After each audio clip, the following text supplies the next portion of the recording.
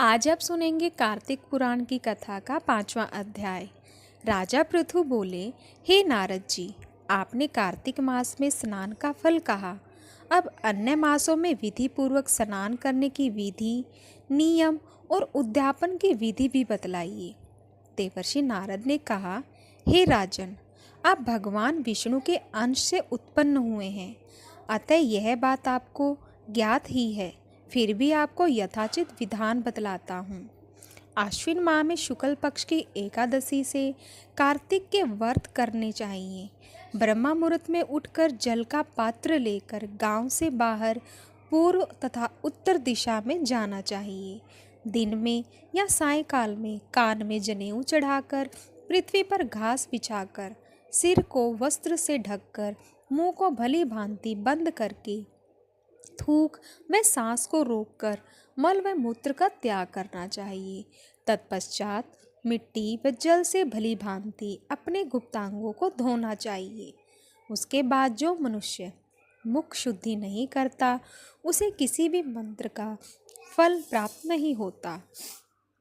अतः दांत और जीभ को पूर्ण रूप से शुद्ध करना चाहिए और निम्न मंत्र का उच्चारण करते हुए दातुन तोड़नी चाहिए। हे वनस्पति, आप मुझे आयु, कीर्ति, तेज, प्रज्ञा, पशु संपत्ति, महाज्ञान, बुद्धि और विद्या प्रदान करो। इस प्रकार उच्चारण करके वृक्ष से बाहर 12 अंगुल की दातुन ले। दूध वाले वृक्षों से दातुन नहीं लेनी चाहिए। इसी प्रकार कपास, कांटेदार वृक्ष तथा जले हुए वृक्ष से भी दातुन लेना मना है। जिससे उत्तम गंध आती हो और जिसकी टहनी कोमल हो, ऐसे ही वृक्ष से दंता ग्रहण करना चाहिए। प्रतिपदा, अमावस्या, नवमी, छठी, रविवार को चंद्र तथा सूर्य ग्रहण में दातुन नहीं करनी चाहिए। तत्पश्चात भली भांति स्नान करके फूल माला, चंदन और पान आदि पूजा की सामग्री लेकर प्रसन्नचित्त व भक्तिपूर्वक शिवालय में जाकर सभी देवी देवताओं की अर्घ्य, आचमनीय आदि वस्तुओं से पृथक पृथक पूजा करके प्रार्थना एवं प्रणाम करना चाहिए। फिर भक्तों के स्वर में स्वर मिलाकर श्री हरि का कीर्तन करना चाहिए।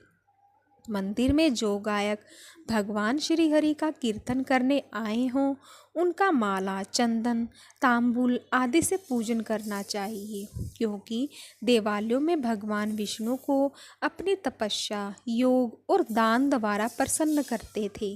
परंतु कलयुग में भगवद गुणगान को ही भगवान श्री हरि को प्रसन्न करने का एकमात्र साधन माना गया है। नारद जी राजा पृथु से बोले, हे राजन, एक बार मैंने भगवान से पूछा कि हे प्रभु, आप सबसे अधिक कहाँ निवास करते हैं। इसका उत्तर देते हुए भगवान ने कहा, हे नारद, मैं वैकुंठ या योगियों के हृदय में ही निवास नहीं कर, अपितु जहाँ मेरे भक्त मेरा कीर्तन करते हैं, मैं वहाँ अवश्य निवास करता हूँ। जो मनुष्य चंदन, माला आदि से मेरे भक्तों का पूजन करते हैं, उनसे मेरी ऐसी प्रीति होती है जैसी कि मेरे पूजन से भी नहीं हो सकती। नारद जी ने फिर कहा, शिरीष, धतूरा, गिरजा, चमेली, केसर, कंदार और कटहल के फूलों व चावलों से भगवान विष्णु की पूजा नहीं करनी चाहिए।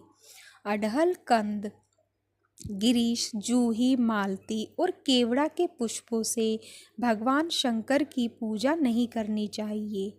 जिन देवताओं की पूजा में जो फूल निर्दिष्ट हैं, उन्हीं से उनका पूजन करना चाहिए। पूजन समाप्ति के बाद भगवान से क्षमा प्रार्थना करनी चाहिए, यथा, हे सुरेश्वर, हे देव, न मैं मंत्र जानता हूँ, न क्रिया, मैं भक्ति से भी हीन हूँ। मैंने जो कुछ भी आपकी पूजा की है, उसे पूरा करें।